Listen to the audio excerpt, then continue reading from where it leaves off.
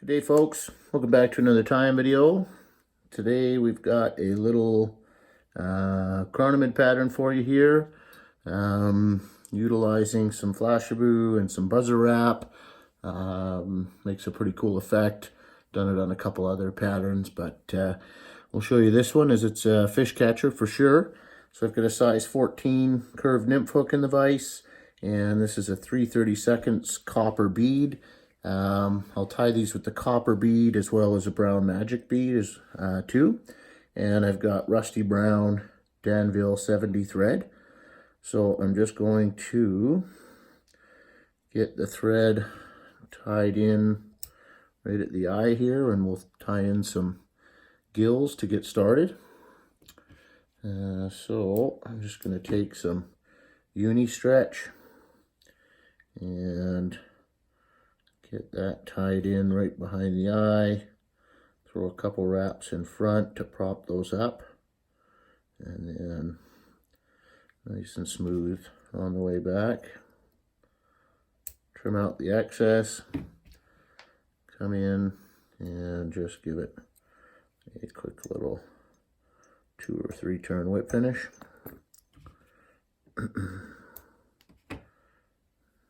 Slide the bead back up and just get the thread reattached, and then just start to work on my taper a little bit. The rib for this fly is going to be small gold ultra wire, so I'm just going to tuck that in behind the bead here and wrap it down the near side of the shank.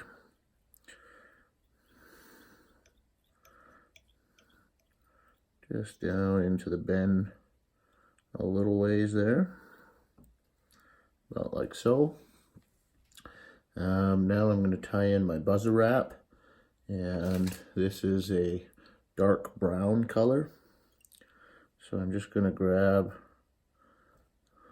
a little tag of it at the end there, and then come back up, keeping everything nice and smooth, and just again working that taper a little bit. Now I've got this is a copper brown flashabou. I believe it's number 6986. Yep, 6986. So I'm just going to grab a couple strands of this flashabou and tie it in, same right behind the bead. And then when you're doing these chironomids, you just want to disperse your materials throughout the shank of the hook just to keep everything nice and even. So when I'm tying with multiple materials, that's kind of the way I'll tie them in every time. So now, I didn't go down far enough by the looks of it. I'm just going to unwind this here.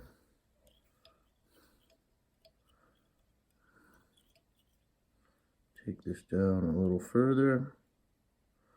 That's a little better. And then come back up. So we got a nice taper going there. We'll take this flashabou and just nice touching turns.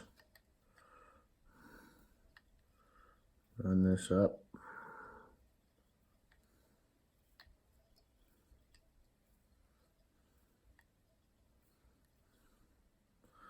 Right up to the bead.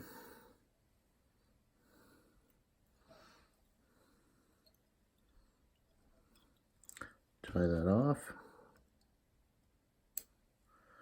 Now we'll take our buzzer wrap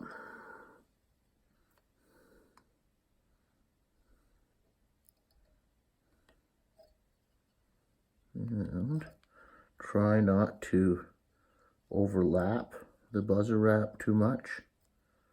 You want to it's semi-translucent, and we want this copper to show through somewhat. So if you do nice touching wraps, that's the effect you'll get. You don't want to overlap too much.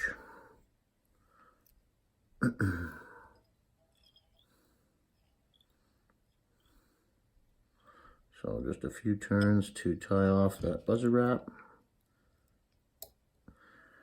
Trim it out of there. Now we can take our gold wire and just shoot for our 7 ribs.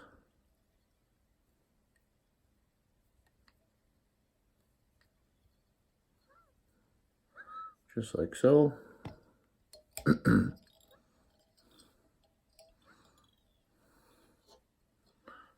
off there. Spin that out of there and come in with a whip finisher. Finish off that nice smooth collar. Trim out your thread. Trim your gills. Gills, you always want to try and shoot for about the size of the bead. I like that uni stretch because when it fluffs up, it looks really good.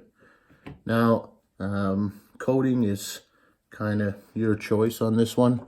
A lot of times with pattern my Chironomids, I just use crazy glue because it makes them so durable. But also with these patterns where you're using a translucent material, UV resin can be a benefit because it kind of highlights. But crazy glue, you can kind of see when I put this on, that brown shows through a bit, but your choice. Pretty tough to beat the durability of this stuff. So, but again, your choice, whatever you prefer. That's all there is to it. So, neat little pattern. When the darker brown bugs are popping, this thing rocks. So, give it a tie. Make sure you got some in your box, and it won't let you down. That's the little buzzer wrap Chironomid. Thanks very much for watching. Give us a thumbs up if you liked it. Subscribe if you haven't. And until the next one, cheers and tight lines.